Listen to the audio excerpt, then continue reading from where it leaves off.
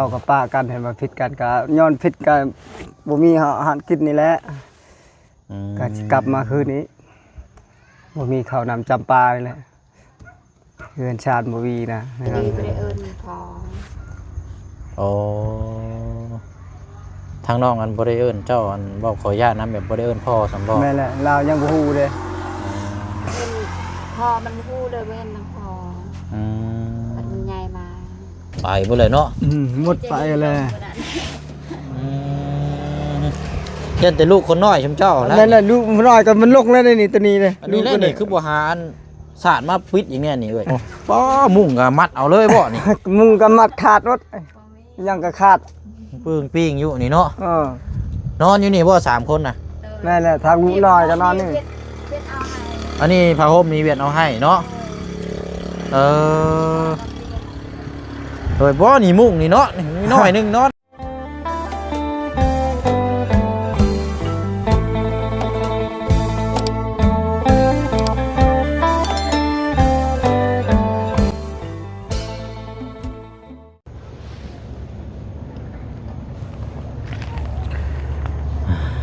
พี่น้องเนาะตกมาช่วงจะค่อยคำลงแรงเนาะตะเวนก็เริ่มตกดินเนาะหลายผู้หลายคนหลายครอบครัวก็เริ่ม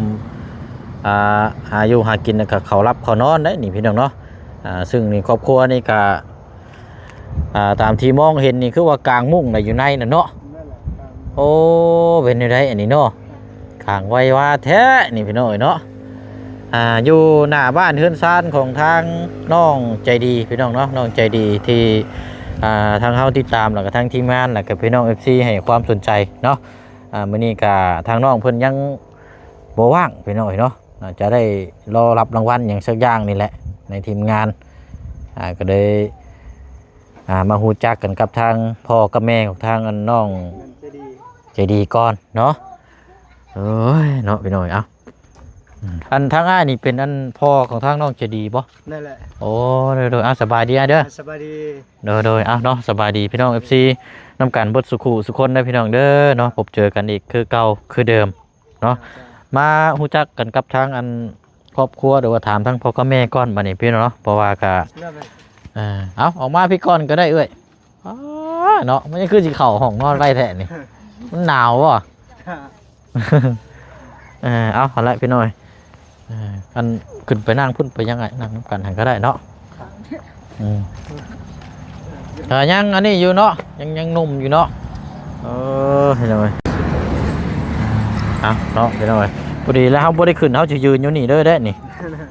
อันมันบ่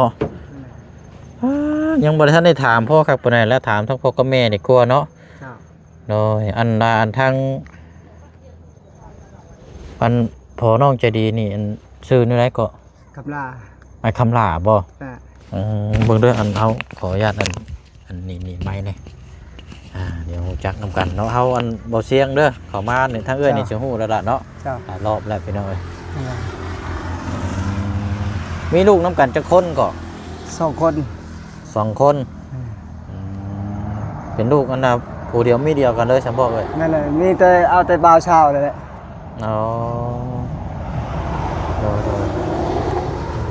อายุเท่าไรแล้วเจ้าไงอายุ33 ปี33 ปีนั่นแหละโอ้เขาก็ยังบ่ทันได้แก่นี่เนาะ33 ปีทั้งเอ้ยนี่ได้อายุเท่าไรเจ้าน่ะโอ้ยได้เลย28นั่นแหละเอา28ก็รุ่นน้องเขาแล้วเอา32 ปีเลยบ่แม่นนะนี่บ่เอ้ยเท่าไรอายุเจ้าการหมู่บ้านเอาได้28เท่านั้นแหละอยู่คือการอายุแต่หมู่บ้านเอาทำมายุ่งบ่ได้เนาะเลยเนาะวันนี้อันอยู่นี่พากันอยู่สร้างครอบครัวอยู่นี่จักปีแล้วนี่นะโอ้โดนเติบได้เลย10 ปี10 ปีบ่นั่นแหละไปใน10 ปีก็อยู่นี่ตลอดเนาะบ่ได้ไปแต่เก่าเมื่อบ้านกับอยู่พี่บ้านอยู่ไสน่ะพูนเมืองแชนพุ่นน่ะบ้านอยู่เมืองแสนนี่บ่นั่นแหละบ้านห้วยฮอกอยู่ใน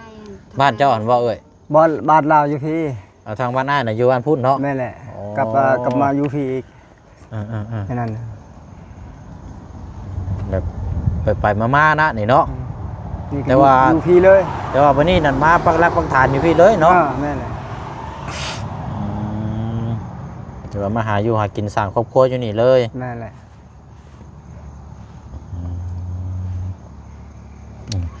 อันทางอันน้องใจดีนี่ก็ผู้แลพี่น้อยเนาะยังรอหับรางวัลอยู่ถ้าง่ายนี่อันแต่ก่อนตะกี้ก็ยังอยู่น้ำกันตลอดบ่ อยู่นำกันนั่น อ๋อโดยแต่ว่าอันเว้าโทษอันไปเฮายังไปถามคือได้ยินว่าแต่ยังน้อยๆน่ะเจ้าก็ห่างจากทางน้องเพิ่นบ่ แม่ แบบว่ามันบ่ได้อยู่น้ำน้องเพิ่นบ่แบบนั้นแม่นบ่เออแบบมันขออนุญาตแบบเล่าให้ฟังได้บ่อ้ายว่ามันเป็นแบบใดนะ ฟังไม่ได้ โดยที่ไปที่มานะ จักสิว่าแล้วเป็นเบานะจักสิฟังอะไร แต่ยังน้อยบ่แบบว่าเจ้าบ่ดูแลเราเฉพาะหรือว่าแบบใดนะ แต่ยังน้อยพุ่นบอก โดย ไปลบมันแป้นั่นแหละพบกันเลย คือว่าเจ้านั่นป้าเราหรือเจ้าไปทางอื่นก่อนเฉพาะแล้วจังกลับมาอีกทีนึงแบบสิบ่ นั่นแหละ นี่น้องเพิ่นว่า นั่นแหละ เออย ากันกับพื้นนี้ อ๋อเคยไปห้างกันเทื่อนึงแล้วบ่นี่นะเอ้ย โดย นั่นแหละ โอ้ก็เล่าให้ฟังแหน่ มันก็เป็นเรื่องปกติอันนี้ นั่นแห นะ ละ อ๋อ แต่เก่ากับป้ากันเห็นว่าผิดกันก็ย้อนผิดกันบ่มีอาหารกินนี่แหละ อืม ก็สิกลับมาคืนนี้บ่มีข้าวนำจำปานี่แหละเฮือนชาติบ่มีนะนั่นนะ แต่แรกๆน่ะเคยมาอยู่น้ำกันแล้วบัดนี้พิษกันก็คือได้อยู่ได้กิน อาหารบ่เพียงพอ นั่นแหละ อ๋อปากกันได้ประมาณถึงเดือนแล้วบ่อ้าย ได้เลยปีหนึง ประมาณปีหนึง อ่า อ๋อปีหนึงก็ กลับ กลับมา มา หากันอีก กลับหากัน แต่ว่าลูก2คนนี่ก็คือลูกเจ้าน้ำกันนี่เด้อเนาะ นั่นแหละ อืมเดี๋ยวใครอยุเจ้าป้าแล้วเจ้าไปยังบ่ทันได้มีผู้ใหม่เนาะ มีผู้ชาวใหม่นี่ทั้งนี้นี่เป็นแม่ฮักเนาะ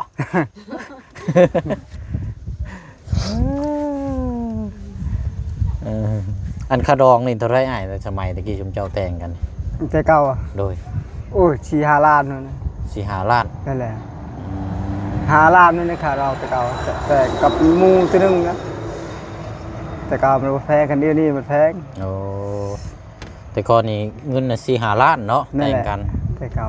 มีงัวมีหยังอยู่บ่ มีหมู่ มีหมู นั่นแหละหมู่ช่องโต หมู2ตัวมีไก่นำบ่ ไก่แดไก่ช่องโต น้อยชนหลายชื่อพี่มีแต่เน้นไก่หนึ่งเพราะมัน12โตเนาะ นั่นแหละ เจ้าอันนี้เป็นฮีดปลูกคอเตาแคนเนาะอันนี้เว้าเรื่องคาดองพี่น้องเนาะบัดนี้กลับมาแล้วกับวันนี้ก็อยู่ได้จักปีบัดเนี่ยอยู่นํกัน อยู่ใน โดย โอ้ย2-3 ปีเลยอยู่พี่ แต่เจ้าจากไปนั่นตั้งแต่น้องใจดีนี่อายุประมาณเท่าไหร่อะ แต่จากกันนะ ไปซ้ายก็ไป แต่ใหญ่แล้วใหญ่เจอ ไปซ้ายก็ไป ประมาณใด ประมาณว่า3 เดือน 4 เดือน โอ้ยังบ่ทันได้จักหยังซะเนาะ นั่นแหละ โอ้ จะดีบริเอิญมันพอ โอ้ทางน้องอันบ่ได้เอิ้นเจ้าอันเว้าขออนุญาตนำแบบบ่ได้เอิ้นพ่อสำบ่ แม่แหละเรายังบ่ฮู้เลย เป็นพอมันพูดเลยเว้นนะพอ อืม มันใหญ่มา เอ้าน้องใจดีนี่12 ปีเนาะ นั่นแหละ บัดนี้อันทางอ้ายจากไปน่ะปีหนึงปีหนึงยังจากปีหนึงแล้วจะกลับมาอีกจังบ่ กลับได้ มันก็ ก็เอิ้น น้องเพิ่นก็ยังบ่ทันได้ฮู้หยังเลยเนาะแต่ว่าเราบ่เอิ้นบ่พอบ่ เออจนฮอดปัจจุบันตอนนี้บ่ตอนนี้เราก็บ่ได้เอิ้นเจ้าว่าพ่อจังบ่ ก็เอิ้นแน่เวิร์นเนี่ยนะ เอิ้นแน่บ่เอิ้นแน่เนาะ มันบ่เคยเห็นพ่อกับมันบริเอิญ แบบบ่กล้าบ่เนาะ จากโอ้โหนี่มัน เจ้าก็เอิ้นเราก็เอิ้นลูกอยู่แล้วว่า นั่นแหละ เพราะว่าบางเทื่อเฮาผู้เป็นพ่อเป็นหยังเฮาก็ให้เขาเคารพทั้งลูกนำเนาะบางเทื่อลูกจังก็เคารพเฮานะเพราะว่าเอาเอิ้นลูกเอิ้นลูกแบบว่าตามภาษาลูกกับพ่อนะเนาะทางครอบครัวบางเทื่อลูกมันก็ย่านคือกันเด้เนาะ ย่านพ่อย่านหยังจังซี่นะอายหรือว่าแบบมันก็ คนเฮาเนาะมันบ่คือกันอื มันเติบได้เป็นชาวแล้วก็อาย อืม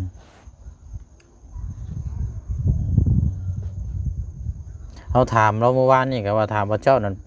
พ่อเจ้าไปเฮ็ดเวียกหยัง ไปรับจ้าง อืม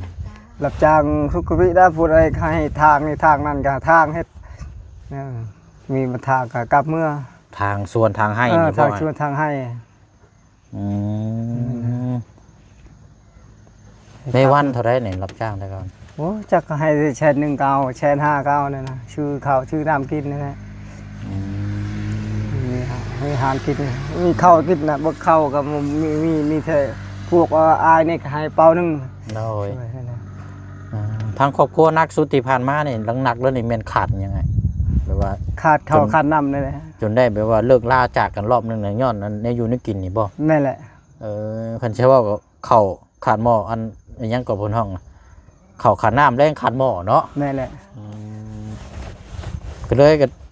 ห่างกันก้อนตอนน่ะ นั่นแหละจากกัน โอ้เฮ้ยเนาะพี่น้อยดีแต่ว่ายังมากลับมาหากันอีกอยู่เนาะ นั่นแหละ หักแพงกันอยู่หรือว่าเดี๋ยวนี้ก็ เอาหักแพงกันเอง บ่เอ้ย หักแพงเบิ่งแย่งกันนั่นแหละเนาะ นั่นแหละ ลูกเจ้าอันผู้หนึงนั่นคือว่ายังน้อยๆอยู่เนาะ เล็กน้อย ผู้ชายและผู้น่ะเนาะ ผู้ชาย เนาะ เงินอยู่กับบ่มียังบ่มี อันเฮือนหลังนี่นั่นอันเจ้าเป็นคนสร้างกับทางอัน แม่แหละ เจ้านี่บ่ ช่องคนในช้างตัด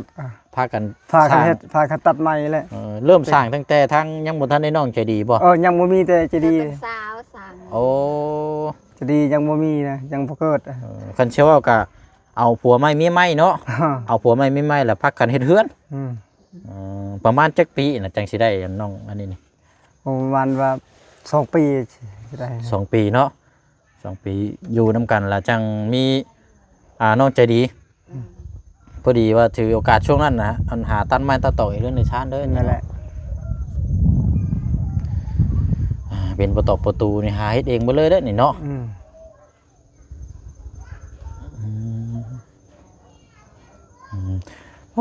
เนาะพี่น้องเอ้ย เฮ็ดพาเฮือนเป็นชาติ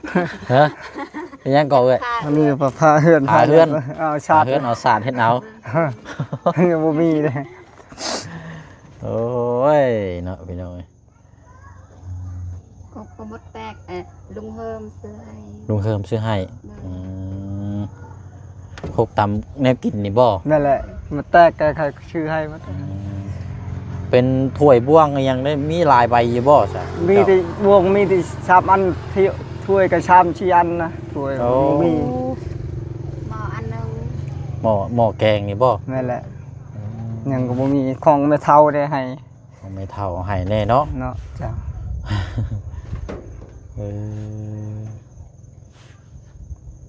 เอาแน่เนาะอันอยู่ข้างในพุ่นบ่ได้มีหรอกพื้นหรอกไผ บ่มีถึงมีไฟ มืดแบบนี้บ่สมเจ้านอนแต่ละมื้อก็ ใส่โคมให้มัน โอ้บ่ได้มีอันโซลาร์เซลล์อหย่างบ่ บ่มีใส่เอาโคมปัญญามดิกน้อยนอนลูนอนกับมอดโคมพอมาตื่นก็เปิดเอาโคมมันมา โคมใต้หายึงหาอยู่หากินนี่บ่ นั่นแหละโคมนั่นแหละ เพราะอันเนาะสดอกโซลาร์เซลล์ก็คันว่ามีจักดอกหนึงก็คล้ายเนาะ นั่นแหละ พอได้ใต้เวลาเฮานอนเนี่ยเฮาก็ปิดมันมี นั่นแหละ มีโหมดอยู่เด้ บ่มี บ่ได้อันหงเฮืองนอนอยู่นี่น่ะ3คนเนาะน้องใจดีนั่นอยู่พุ่นบ่ นอนพุ่นนอนเพื่อนใหญ่นอนไม่เท่าน อนอยู่เฮือนไม่เฒ่าพุ่นเนาะ นั่นแหละ ปกติแล้วแหละพี่น้องเนาะเบิ่งรถเฮือนก็เนาะรุดไปเบิดเลยโอ้โห เพื่อนมันลูกหมด ฮะแม่นักเข้าไปเบิ่งอยู่เมื่อวานนี่ป้อไวแล้วนี่ เบิ่งคู่กันหน่อยเบิ่งนึงเลยทั้งลมเบิ่งนึงทั้งเทิง มัน เกือบหัก บอลมันสิรุดได้ทางดุมน่ะเนาะ นั่นแหละ แล้วก็มันมีปวกแน่เนาะปวกกินหาอยู่หามันกินไม่กินตอกไงแล้วพวกนี้แล้วนี่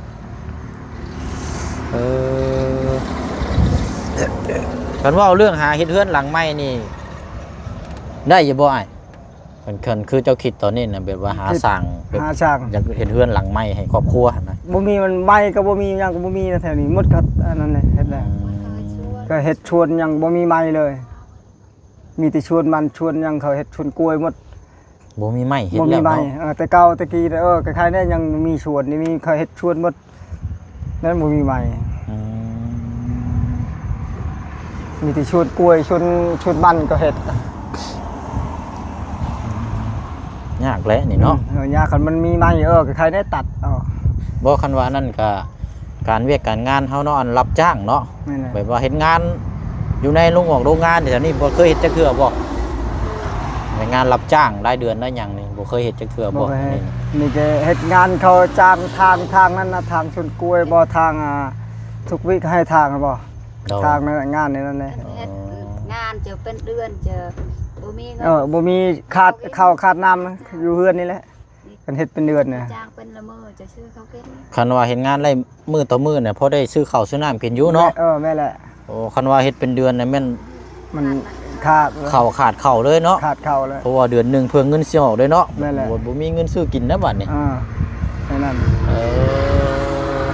ซื้อเป็นครอบบ่มีเงินซื้อเป็นโล เอาเป็นโลข้าวโลกระป๋องเนาะ แม่แหละ ซื้อโลกันมันบ่ได้เฮ็ดมันบ่ได้เฮ็ดให้เฮ็ดนาบ่ใช่ บ่มี อยู่สวนบ่ มีนาเฮ็ดแต่มันก็น้อยเดียวแต่มันน่ะ อยู่ไส บ่ นะ มีดินเนาะ อันนี้บ่มีดินเฮ็ดดินก็พอเท่าให้เฮ็ดน้อยเดียว ลายเติบอยู่บ่ บ่ได้ลายด้านนี้นะ คอดแล้วบ่ พอดแล้วปลูกแล้ว คอดแล้วปลูกแล้วเนาะ นั่นแหละบ่ฮอดเฮกตาร์นะครึ่งเฮกตาร์ก็พอเท่าให้เฮ็ด อ๋อดินพอเฒ่าแบ่งให้เฮ็ด นั่นแหละ ดินก็บ่มีแต่ เฮ็ดดินเขาเฮ็ดเขาให้เฮ็ด เฒ่าแปลว่าทางเพิ่นอยากให้ลูกเต้าเนาะ นั่น อ แหละ ยากให้ลูกเต้าได้เนาะอายุหากิน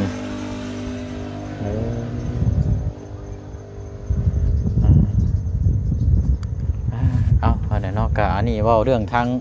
ครอบครัวใหญ่นี่พี่น้องทั้งเสาหลักเนาะ นั่นแหละ เคยผิดพลาดเลิกลากันเทื่อนึงแล้ว นั่นแหละ มีเท่าเดียวนะบ่ เทอเดียวนี่แหละ แล้วก็ชมมื้อนี้ก็อยู่น้ำกันเนาะ แม่น หาอยู่หากินนี่หยังกับประคอบประคองกันเนาะได้หยังสิกินข้าวตอนค่ำตอนแรงไงไปหาอยู่หากินหยังมื้ กิ อน นี้ ผักกินหญ้านะหาผักหา กินผัก ละไม้ กินหญ้า แม่นเลยหาละไม้เมียไปหาละไม้แล้วหาผักกูดนะ โอ้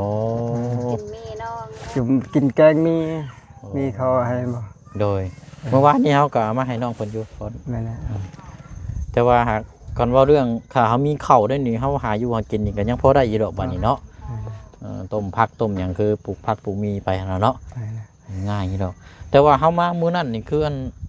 เห็นเป็ดอยู่นี่บ่ไผเอามาเป็ดมาขายอยู่นี่นะ นี่เฮือนตารางตัวนี้ เพิ่นน้องแต่งไทยนี่บ่ แต่จริงๆเนี่ยพ่อเขาจริงๆนี่ โอ้นึกว่าจุ มาแต่สวรรค์แล้ว เขามาชื่อกับขายต่อย แต่ค่าอยู่แสดง ขายนี่เลยก็ชื่อมาแต่ชวัน กันสิเว้าก็แปลว่าพ่อค้านะนี่เนาะ พ่อค้าหาซื้อเป็ดซื้อไก่มาขายต่อเนาะ นั่นแหละขายต่อ เขากินเขา ลาวคือกันนั่นแหละชื่อเขากินบ่มีให้บ่มีชวนนะ โดย คือกำเฮาคือกันนี่แหละ แต่ว่าเราก็ยังมีอาชีพแบบว่ารับจ้างซื้อพวกเนาะอาชีพหลักก็คือซื้อเป็ดซื้อไก่มาขายต่อเนาะ แม่นแหละ บ่คาดขาวกัน ลาวก็บ่มีชวนบ่มีให้บ่มีหยังคือกันนั่นแหละ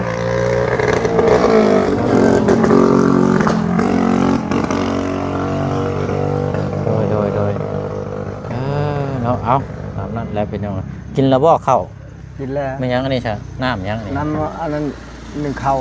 น้ำหนึ่งเข้าวน้ำมวกนี่บ่ อันนั้นน้ำมวกนั่นแหละ เรียกแล้วบ่น้องใจดีเนาะ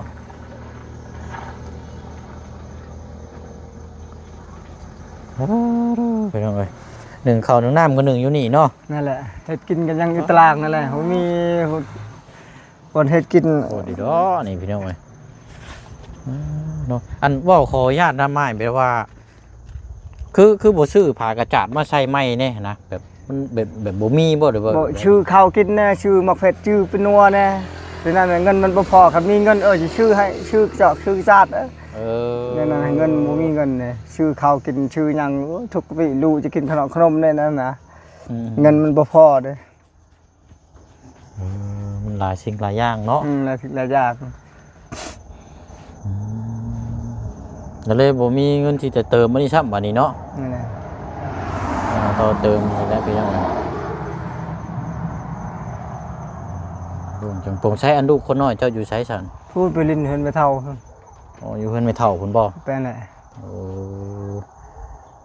เบิ่งอันเฮาขอขึ้นไปช่องเบิ่งหม่องรับหม่องนอนนี่ได้บ่ ขึ้นเลยว่ายากอ่ะ เบิ่งเลยเฮ้ยบ่ได้มีขนาดบ่นี่ มีลากโคม โคมไป แปลว่าอัน อ๋อย่าง ขึ้นไปสิเด้อนี่เนาะ ในนั้นเลยด้วย บ่ฮักบ่นี่ไง บ่หักดอกเป็นอย่างดอกมันมืดอ่ะ โอ้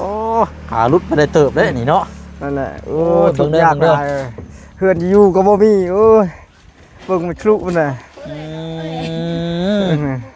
บ่นี่ย่างแห้งบ่ได้เด้นี่เนาะ เอ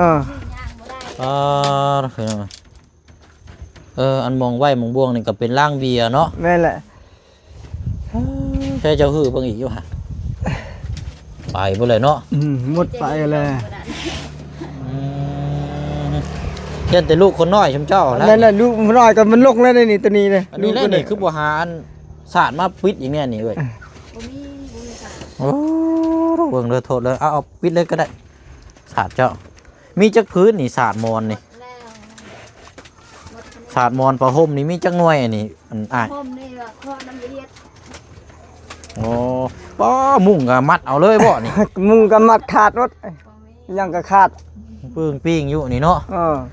น อนอยู่นี่บ่สามคนน่ะ นั่นแหละทางลูกน้อยก็นอนนี่ เลียดเอาให้ อันนี้ผ้าห่มนี่เวียดเอาให้เนาะโดยบ่นี่มุ่งนี่เนาะนี่น้อยหนึงนอนกันนี่เด้มันสิบ่หายใจยากบ่นี่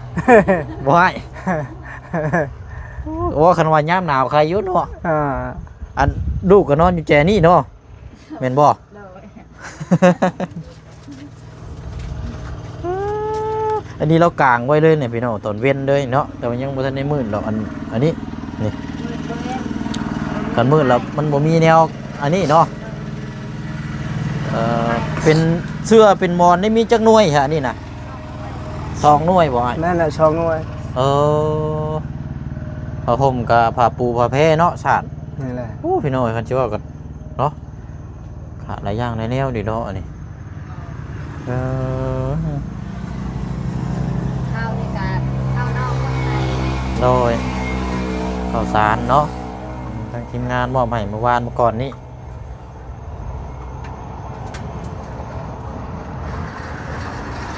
โอ้ยเนาะมุ่งนี่แหล้วพี่น้อยเนาะ เอาโอเคเฉยเอาเนาะมาก่อนพี่ก่อนก็ได้โอ้ยเอาให้มานั่งนี่ก่อนก็ได้จ้ะ โอเคเอาอ้ายเคยนั่นบอกเคยเป็นทหารบ่เจ้า บ่ บ่ได้เคยบ่ เคย โอ้เนื้อบางคนเคยแบบเคยเป็นทหารอหย่างนะสิครับ บ่เคยเป็นทหาร บ่เคยเป็นเนาะไม่แต่เป็นสามัญชนบ้านเฮานี่ได้อ นั่ เนาะ นแหละ โดยนักสุดตอนนี้คิดว่าเป็นยังไงสำหรับทางครอบครัวชุมเจ้า นักมีทุกทีนะ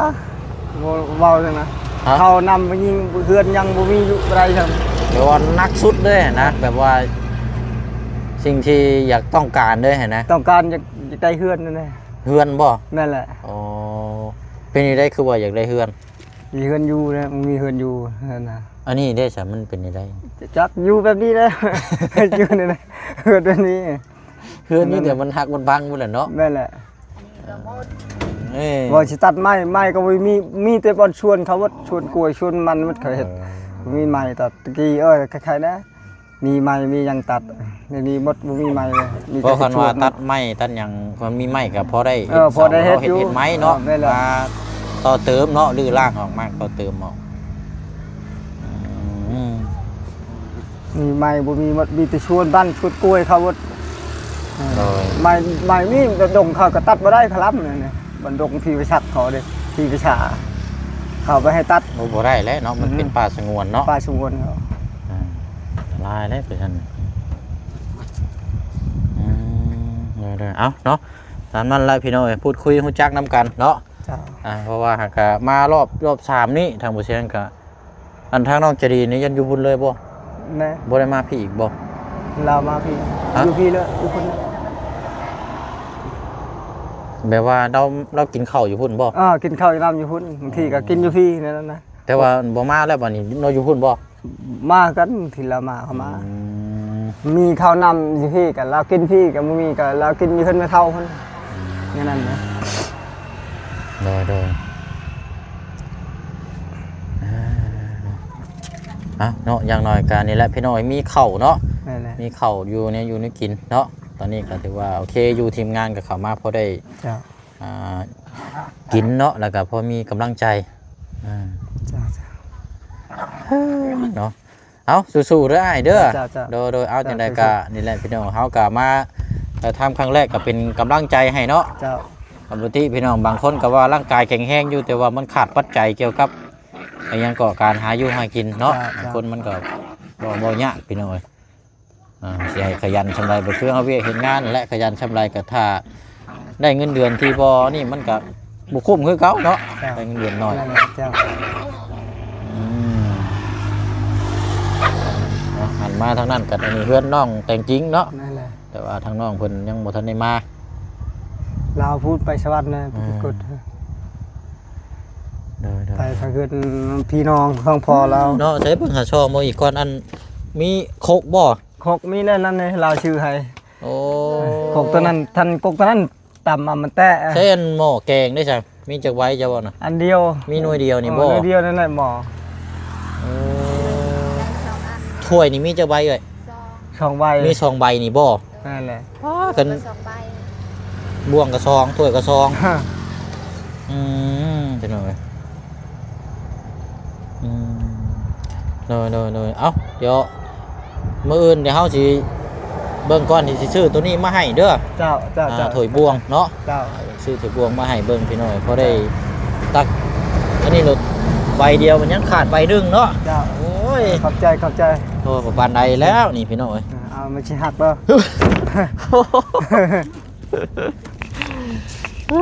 เอาตำนั้นแหละพี่น้อยเดี๋ยวจะไปต่อเบิ่งทั้งน้องจะดีอยู่พุ่นก่อนเฮือนไม่ตู้ก่อนบัดนี้เนาะ เจ้าเจ้าเจ้า โดยเอาขอมุกขอบใจละลายเด้อ ขอบใจขอบใจ เอาสู้ๆเนาะ สู้ๆ อะไรพี่น้อย อยู่ดีไม่แห้ง คำมืดเดี๋ยวเนาะเอามาด้วยครับขอไม้เนี่ย ง่าย เลยโอเคเนาะนี่แหละเนาะจูไฟกันปืนให้อยู่ให้กินพี่น้องเลย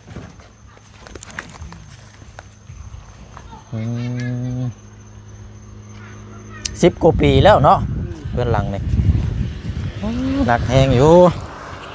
มีไม้มีก็ตัดเฮ็ดให้ ท่านละต่อเติมเนาะ มีแต่กระดกนั่นแหละไหนเขาตัดกับอะไรเขาว่าให้ตัด โน้บนตรายเลยเนาะ มีแต่ชวนมันไปผุดชวนกล้วยชวนมันนี่ก็เห็ดตะกี้ใครได้ยังตัดได้ไหม โดย ไม่ เอาอะไรน้อยเนาะพอเรื่องไม้นี่มันก็คือว่าในเพียงน้อยเดียวนี่ก็เป็นเท่าไรล้านคือเฮาซื้อเป็นเส้นเป็นหยังกะมีแต่มันแพงเนาะมันหยังกะค่าของสูบมันก็ค่าของชีพก็สูงเนาะคลิปนี้ก็สิได้ก็ตัวลาพี่ลาน้องอีกคือเก่าคือเดิมเลยพี่น้องเด้อเนาะเดี๋ยวมีหยังเพิ่มเติมจังใดก็จังมาพูดมาคุยนํกันเนาะมื้อนี้ก็ได้พูดได้คุยกับทางพ่อน้องใจดีครั้งแรกเนาะฮู้จักนํกันพี่น้องเรื่องราวเนาะแล้วก็ทางแม่เรานํพี่น้องเนาะไปเนาะลาพี่ลาน้องไปก่อนมีหยังเพิ่มเติมจังใดจังว่าจังคุยนํกันไปเด้อโดยเอาเนาะโอ้มื้อแห้งดอกพื้นดอกไผ่ก็บ่มีเนาะโอ้ยพี่น้องมื้อจือคืออยู่